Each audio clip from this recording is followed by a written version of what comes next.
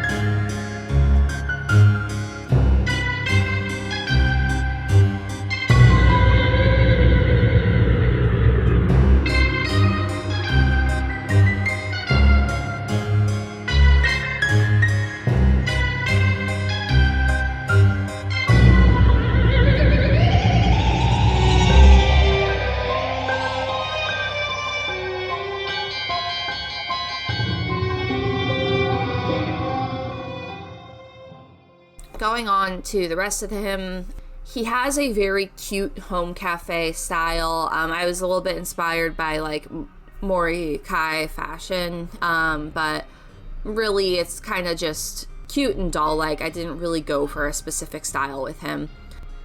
Color-wise, I want his like palette to be very bold when it comes to his body, but very soft and sweet when it comes to what he wears. So he gives off a bit of an odd impression, but it's a very cute looking impression.